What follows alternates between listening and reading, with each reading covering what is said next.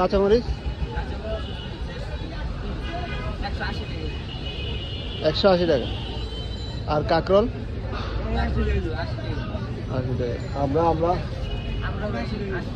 আমরা দাম বাড়ছি। যাক, তাহলে তুমি বলতেছো আগের থেকে একটু কমছে। ঠিক আছে।